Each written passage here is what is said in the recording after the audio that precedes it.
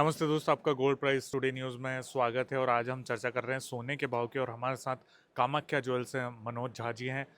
पिछला इनका साथ जो हमने इंटरव्यू किया था वो आप लोगों ने काफ़ी पसंद किया, उसके लिए आप सभी लोगों का धन्यवाद। मैं आगे बढ़ने से पहले जो हमारे साथ नए दर्शक जुड़ रहे हैं उन लोगों से मैं रिक्वेस्ट करूँगा कि आप लोग चैनल को ज़रूर सब्सक्राइब कर लीजिएगा। पहले मैं आपको नए साल की शुभकामनाएं दूंगा हमारे सभी दर्शकों की तरफ से। जी, जी, नमस्कार।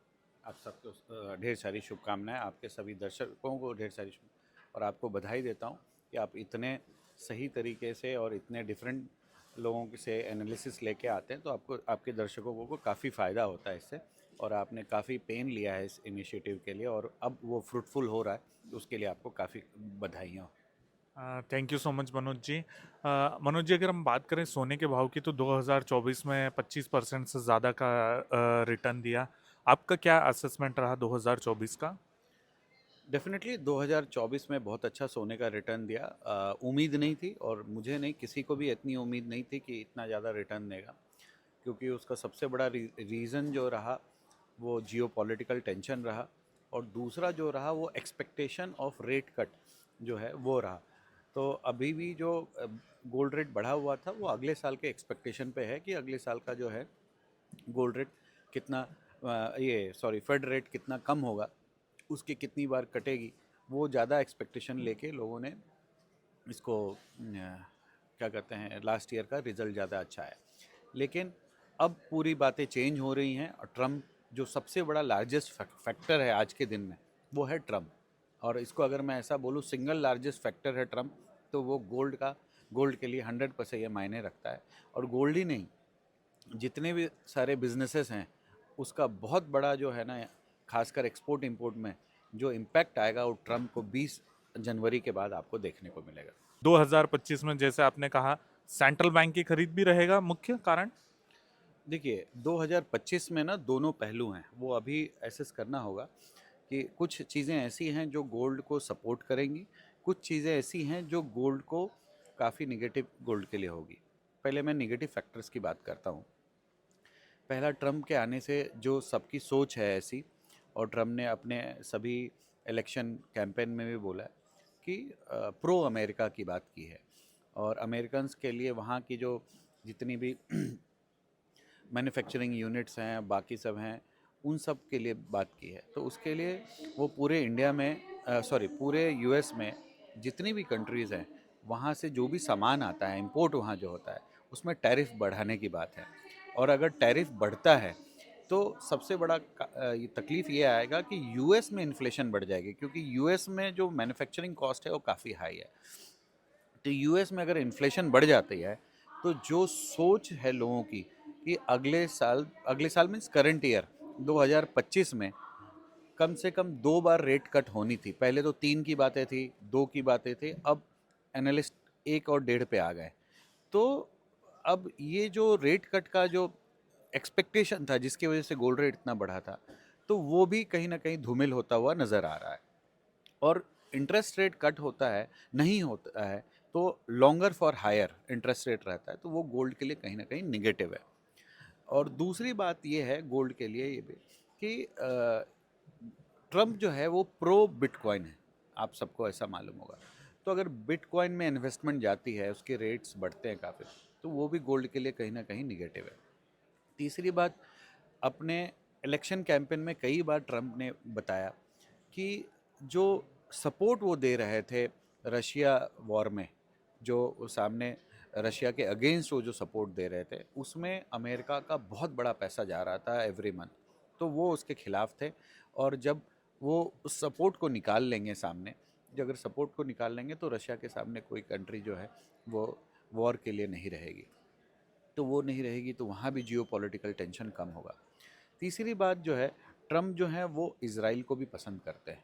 तो वहाँ पे भी ऐसी बातें हैं कि जब वो इज़राइल को पसंद करते हैं तो वहाँ अगर उनके इंटरफ्रेंस से अगर कहीं कम होता है, वॉर का जो देख रहे होंगे, ऐसे सीज़ फायर 2-3 एग्रीमेंट्स हो भी गए हैं, तो अगर कम होता है तो वो भी गोल्ड के लिए जो है निगेटिव होगा। ये सब चीज़ें ऐसी हैं कि अगर ये सब निगेटिव अगर हो जाती हैं तो गोल्ड कहीं ना कहीं आपको 2400 से 2300 डॉलर तक देखने को मिल सकता है। लेकिन ऑन द कॉन्ट्ररी, अगर ये सब चीज़ें के अलावा बहुत बड़ी बात है डी डॉलराइजेशन। अब डी डॉलराइजेशन जो है, आप बहुत सालों से सुन रहे होंगे, और ट्रम्प के आने के बाद चाइना को जैसे टैरिफ के वजह से नुकसान होगा या और भी चीज़ों की वजह से नुकसान होगा, और भी कंट्रीज़ जो हैं कहीं ना कहीं डॉलर से दूर जाना चाह रहे हैं। आप इसलिए देख रहे हैं कि गोल्ड की खरीदारी भी बहुत हर जगह हर कंट्री कर रहा है। तो उसका सबसे बड़ा रीज़न है वो हेज कर रहे हैं डॉलर के सामने। तो वो इमीडिएट इफेक्ट तो नहीं है, लेकिन धीरे धीरे स्लो पॉइजन की तरह है। डी डॉलराइजेशन होता है तो गोल्ड को काफ़ी सपोर्ट मिलेगा, और वहीं डॉलर्स जो है वो थोड़ा कहीं ना कहीं दबाव में आपको नज़र आएगा। दूसरी बात यह है कि देखो, चाइना में ना पिछले कुछ सालों से ना होम सेल्स जो है ना वो एकदम से नहीं है। अब रियल एस्टेट मार्केट बहुत बुरे कंडीशन। अब वहाँ देखिए, जो व्हीकल सेल्स हैं वो भी पूरे डाउन हो गए हैं। तो अब चाइना को खुद को, जहाँ इन्वेस्टर्स हैं उनको कहीं भी पैसा नहीं दिख रहा है कि जिसमें वो रियल एस्टेट में लगाएं या कहीं लगाएं तो उसका रिटर्न आए। तो पिछले साल भी आपने देखा होगा चाइना ने गोल्ड बाइंग अच्छी की, तो वो कंटिन्यू होता हुआ नज़र आ रहा है, क्योंकि चाइना में एक काफ़ी बड़ी मंदी सा माहौल दिख रहा है। तो अगर पूरे चाइनीज़ अगर गोल्ड खरीदने उतर गए तरीके से, तो वो भी को गोल्ड को बहुत बड़ा सपोर्ट दिखेगा। तो ऐसे चीज़ें हैं। जैसे आप तीसरी तीसरी बात है, यूके में आप देखेंगे कि यूके है, यूरोप आई मीन टू से, कुछ कंट्रीज़ में अभी इलेक्शंस हैं, मई में हैं, जून में हैं। तो इलेक्शंस के टाइम पे भी काफ़ी अनिश्चितता है यूरोप में, और यूरोप में मंदी का भी माहौल है। तो ये सब चीज़ों को अगर यूरोप में भी देखेंगे, उस अनिश्चितता की वजह से भी गोल्ड को सपोर्ट काफ़ी मिलेगा।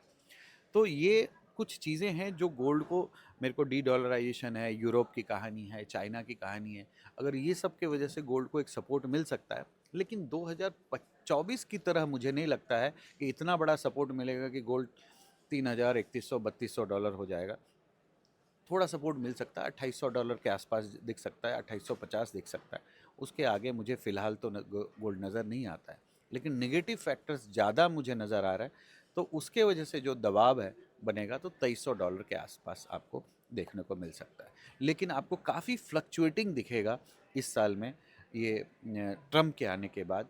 तो वो ट्रेडर्स को थोड़ा बच के रहना चाहिए, क्योंकि काफ़ी बड़ा नुकसान भी हो सकता है उनको। तो गोल्ड अभी वेट एंड वॉच पे रखें तो ज़्यादा अच्छी बात है। तो दोस्तों, मनोज जी की जो रेंज है 2025 के लिए 2300 से 2800, भारतीय बाजार में कैसे देख रहे हैं मनोज जी आप? भारतीय बाजार में बताना मुश्किल है। देखिए, 2800 मेरा ऐसा सोच है कि 25% चांस है, 2800 2850, 75% चांस है वो 2350 से 2300 होने की। ये मेरा सोच है। दूसरा, भारतीय बाजार में आपको बहुत बड़ा इम्पैक्ट गोल्ड में नीचे भाव नज़र नहीं आएगा।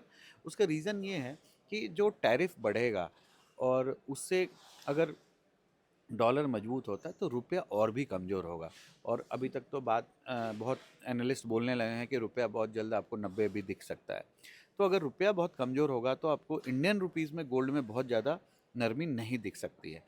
तो मुझे ऐसा लगता है कि एनीथिंग 75 टू 85,000, लेकिन ये भी मैं बहुत एक्यूरेट नहीं बता पाऊँगा आपको, क्योंकि रुपया को जज करना बड़ा मुश्किल काम है अभी।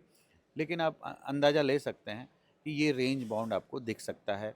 थोड़ा और भी कम हो सकता है, अगर रुपया मजबूत रहा तो 70,000 तक भी जा सकता है। लेकिन अगर रुपया डिप्रिशिएट किया तो 75 के आसपास का मुझे नज़र आता है नीचे। ऊपर 85 86,000 के आसपास नज़र आता है। सर, अगर हम गोल्ड मेटल लोन की बात करें तो वहाँ पर एक बड़ा चेंज देखने को आया इंटरनेशनल मार्केट में।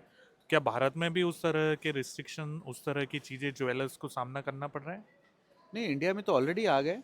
कुछ वेंडर्स हैं, जैसे मैंने ही गोल्ड मेटल लोन लिया हुआ है, और पहले मेरा जो लोन था वो 3.5-4% के आसपास का था, और अब वो सीधे 8% पे चला गया है, ये पिछले एक वीक पहले। और सभी वेंडर्स ने नहीं किया है, एक दो बैंकों ने किया है, लेकिन बाकी लोग भी कोई भी दिन लेटर डाल सकते हैं कि अभी वो 8% तक चला, क्योंकि अब जो ट्रम्प के आने की बात है और टैरिफ बढ़ने की बात है, तो जितने भी लोग हैं वो अपना गोल्ड जो है ना वो यूएस लेके जा रहे हैं, कि वो टैरिफ बढ़ जाएगा तो उनको नुकसान हो जाएगा काफ़ी। इसलिए गोल्ड का इंटरेस्ट रेट काफ़ी बढ़ गया है, और उस इंटरेस्ट रेट से डेफिनेटली इंडस्ट्री में भी काफ़ी उसका इम्पैक्ट आना शुरू हुआ है, क्योंकि सभी वेंडर्स ने नहीं बढ़ाया है, लेकिन कुछ वेंडर्स ने ऑलरेडी बढ़ा दिया है।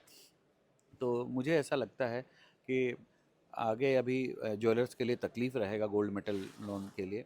और जब तक कि ये ट्रम्प की पूरी पॉलिसी क्लियर नहीं होती है, अगर टैरिफ हाई रहा तो गोल्ड मेटल रेंज जो पहले काफ़ी आसानी से लोग यूज़ करते थे 3.5-4% के आसपास, वो 8% के नीचे नहीं होगी। 4% बहुत बड़ी चीज़ होती है, क्योंकि 4 से 5% तो मार्जिन ही होता है कुल मिला के जो बड़े होलसेलर मैन्युफैक्चरर रहते हैं। चलिए मनोज जी, बहुत अच्छा लगा आपसे बातचीत करके, और आगे भी हम आपसे इंटरव्यू करते रहेंगे। Thank you so much sir. Thank you sir, thank you so much.